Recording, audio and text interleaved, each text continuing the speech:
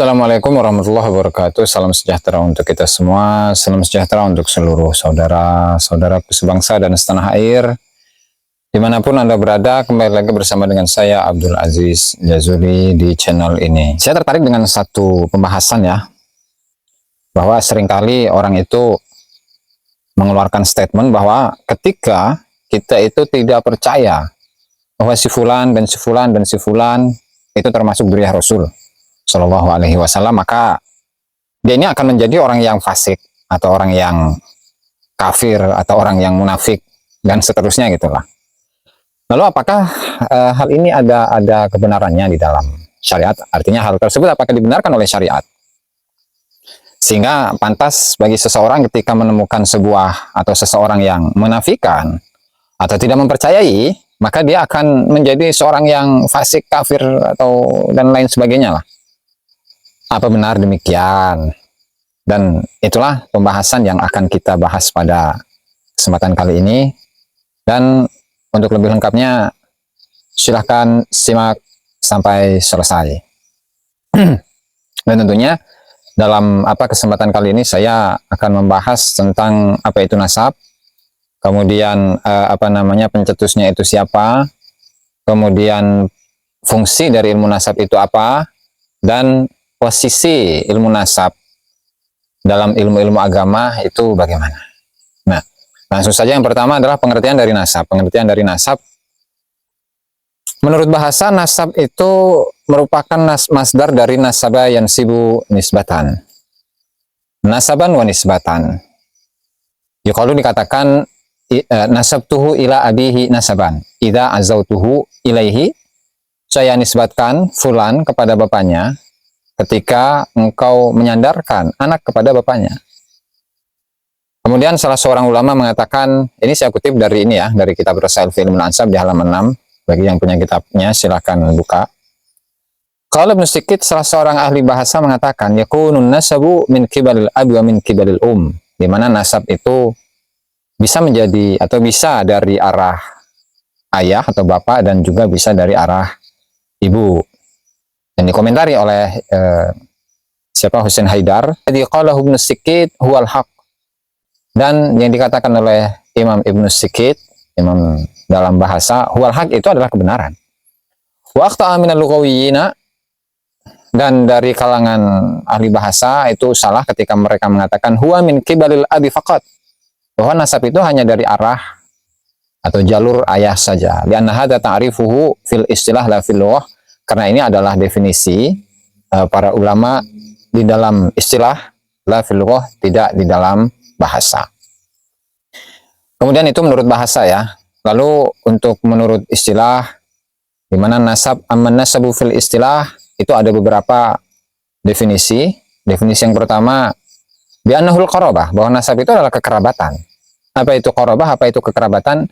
Wahyal ittisalu baina insanaini, yaitu ketersambungan di antara dua manusia, bil ishtiraki, dalam ketergabungan, fi wiladatin qaribatin, dalam kelahiran yang dekat, au ba'idatin, atau kelahiran yang jauh. Dan juga dalam definisinya, nasab menurut istilah adalah ar-rabitatul lati takunu bainal walidi wal walad, yaitu hubungan rabithah, pengikat ya, yang ada di antara ayah dan anak. Nah, kemudian untuk definisi nasab menurut Husain Haidar, ilmu nasab itu adalah ilmun yu'rafu bihi wajuhut tisali walidin wa in ala biwaladin. Satu ilmu yu'rafu bihi, yang dengan ilmu ini bisa diketahui wajuhut tisali walidin, sisi ketersambungan ayah, wa in ala, sampai ke atas, biwaladin, ketersambungan dengan anak, wa in nazal, sampai ke cucu dan seterusnya, generasi yang ke bawah. Artinya ilmu nasab ini adalah ilmu untuk mengetahui leluhur atau mengetahui keturunan ke bawah gitu ya. Sehingga dari sini kita mengetahui bahwasanya ilmu nasab itu adalah suatu ilmu yang membahas tentang ketersambungan antara satu orang dengan orang yang lain, khususnya dari sisi kekerabatan ya, dari ayah ke anak, dari anak ke cucu, atau misalnya dari seseorang ke saudaranya, keponakannya, ya, ke cucunya, atau ke atas kakek, saudaranya kakek, dan seterusnya. Itu adalah ilmu nasab, sehingga ilmu nasab ini adalah satu ilmu yang pasti berhubungan erat kaitannya dengan ilmu sejarah yang nanti akan dijelaskan pada poin-poin berikutnya. Kemudian selanjutnya siapakah pencetus dari ilmu nasab ini? Ya, di sini juga disebutkan oleh Husain Haidar, dan silahkan buka di halaman 25 sampai ke 26. Siapakah pencetus dari ilmu nasab? Awalan, ini dilihat dari dua sudut pandang ya. Di mana yang pertama, awalan ilmu nasab min haitsu innahu ilmun bi rawabitil qarabati allati takunu baina fardin wa fardin. Ya, ilmu nasab dilihat dari sisi ilmu tentang keterkaitan kerabat antara satu orang dengan orang lain, maka pencetusnya adalah al-wadi' lahu innama hiya syara'i.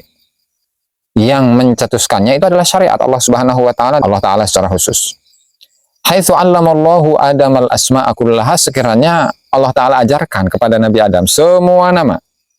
Wa bayyana haqiqatatil alaqat, dan Allah menjelaskan hakikat dari hubungan-hubungan tersebut, allati lil aqriba, yang keterkaitannya itu dengan kerabat-kerabat, wa ma yata'allaqu biha min ahkam, dan yang berhubungan dari kerabat kekerabatan itu berupa hukum-hukum.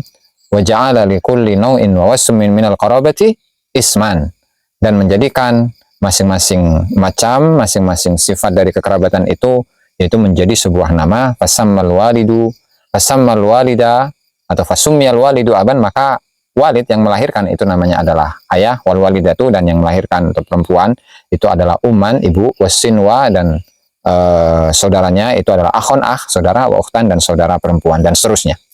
Jadi kalau dilihat dari sisi ilmu nasab, bahwa ilmu nasab ini adalah satu ilmu yang mengaitkan kekerabatan yang ada antara satu individu dengan individu yang lain, maka pencetusnya adalah Allah Subhanahu wa taala, syariatnya.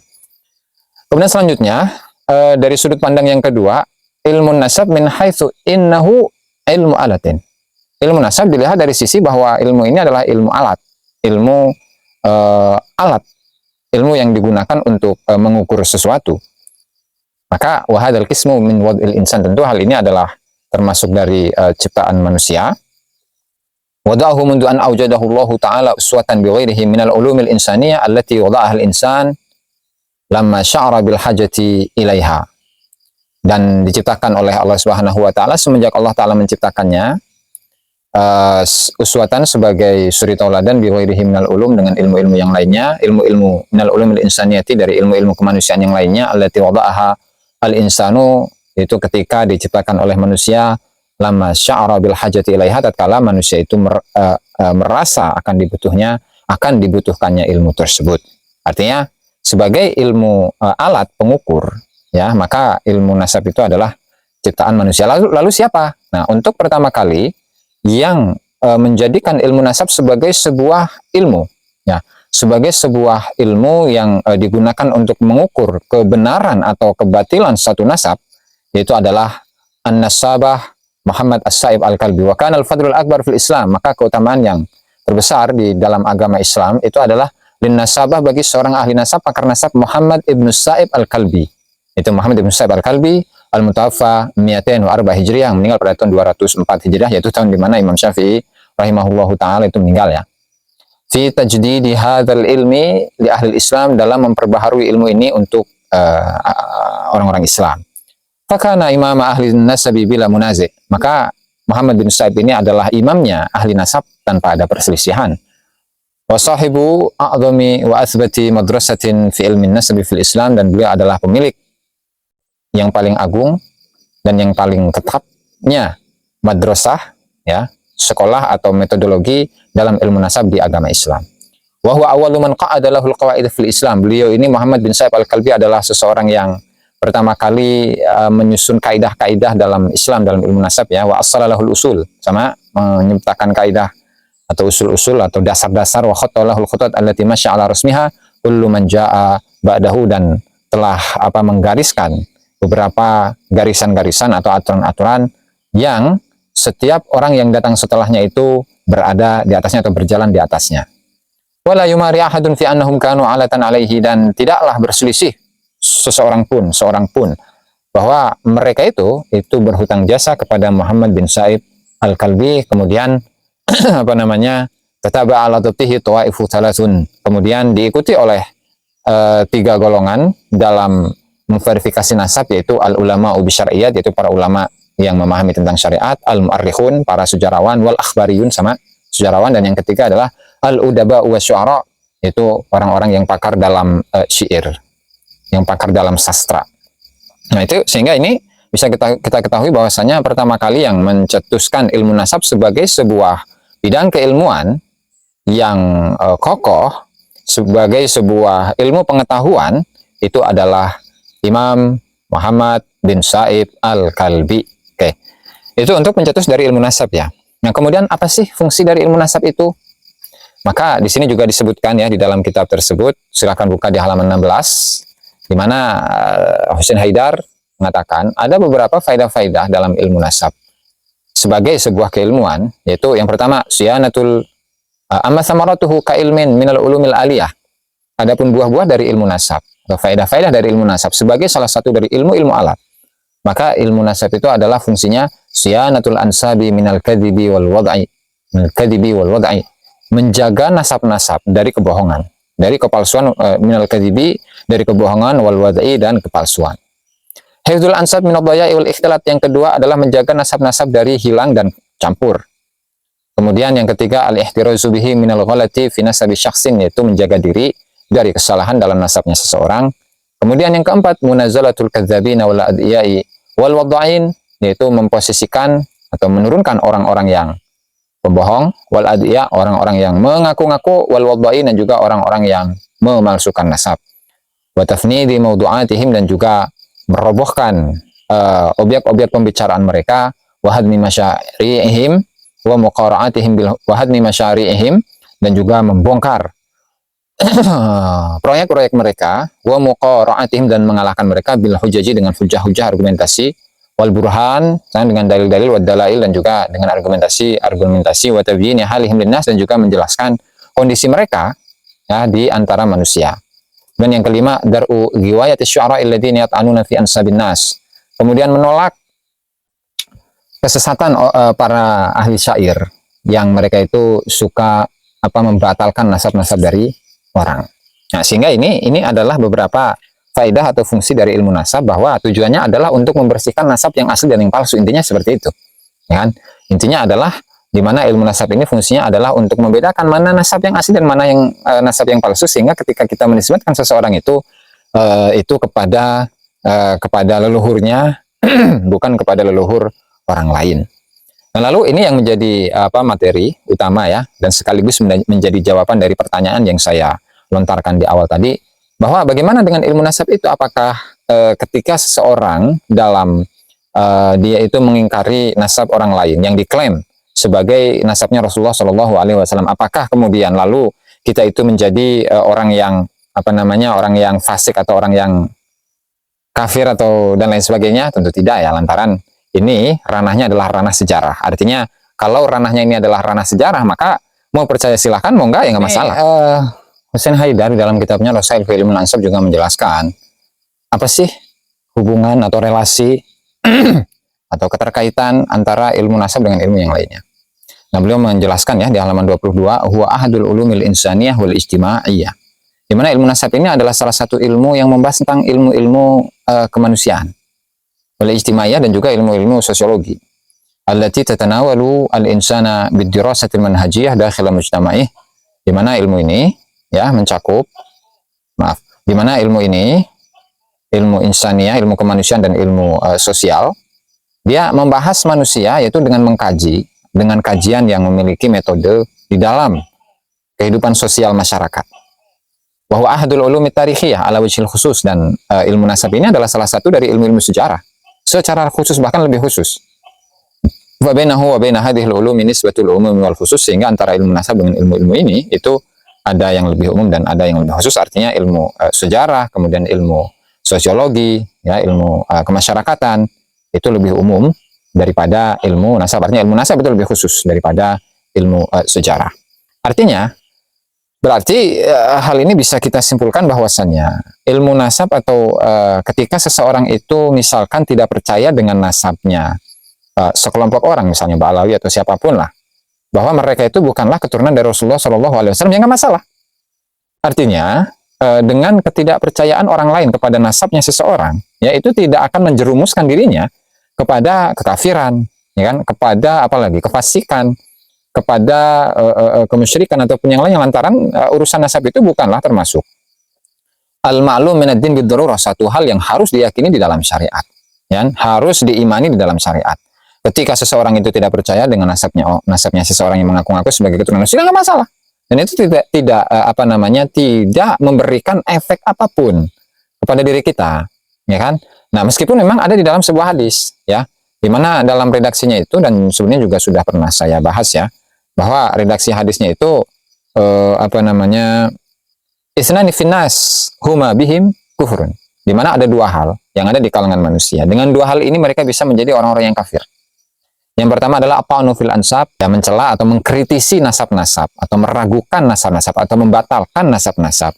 Wasani an-niyahatu al-mayyit, dan yang kedua itu adalah tapi orang yang meninggal, ya. Dan tentu kita harus memahami maksud dan makna dari hadis ini. Apakah kita mengambil pemahaman dari hadis ini dengan pemahaman yang tekstual, artinya ya udah kafir maka kafir aja, berarti keluar dari Islam, gitu? Enggak, ternyata. Itu dua hal ini. Yang pertama adalah tadi membatalkan nasab, atau juga meratapi mayit, itu termasuk dari min a'malil kufar, itu adalah perbuatan-perbuatan yang biasa dilakukan oleh orang-orang kafir dan bukan termasuk perbuatan dari orang-orang yang baik, ya. Dan itu pun ketika para ulama, diantaranya Al-Hafidz Ibnu Hajar Al-Asqalani, ketika mengomentari hadis ini, yaitu at-ta'nu fil ansab, itu ketika pembatalannya membatalkan nasab orang lain itu tanpa ada ilmu.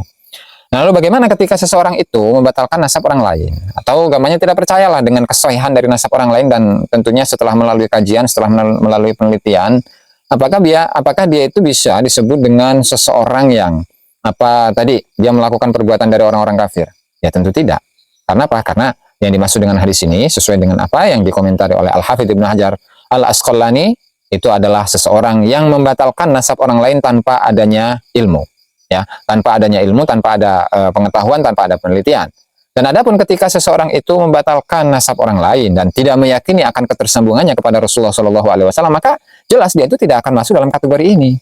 Nah, sehingga kita harus hati-hatilah untuk menganggap orang lain sebagai orang yang kafir lantaran dia tidak percaya bahwa misalnya Ba'alawi itu bukanlah keturunan dari Rasulullah SAW. Artinya ya nggak boleh kita itu mengatakan bahwa orang yang tidak percaya dengan Ba'alawi sebagai keturunan Rasulullah SAW maka dia orang yang kafir. Jelas itu adalah sebuah pemahaman yang salah, ya, sebuah pemahaman yang salah yang harus diluruskan.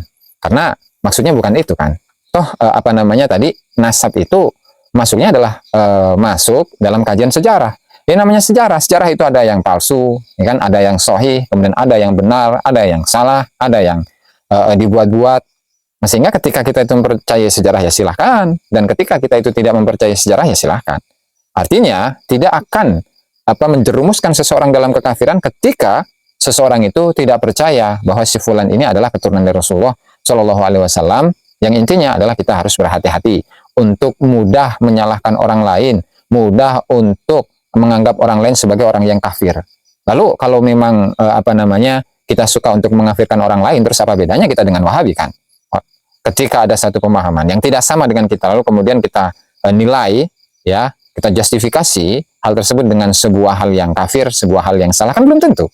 Segala sesuatu itu kan dilihat dari argumentasinya, apakah argumentasinya kuat, atau dia ketika berbicara tanpa ada argumentasi. Kan sesimpel itu sebenarnya. Ya, barangkali ini bisa difahami oleh kita semua. Dan mudah-mudahan selalu kita ini diberi kecintaan kepada pengetahuan, ya, dan semoga kita selalu mencintai keilmuan, ya, agar kita tidak menjadi orang-orang yang bodoh dan orang-orang yang mudah dibodoh-bodohi. Barangkali itu saja yang bisa saya sampaikan pada video malam hari ini. Ya, video kali ini kurang dan lebihnya saya mohon maaf. Wallahu a'lam bishawab. Wassalamualaikum warahmatullahi wabarakatuh.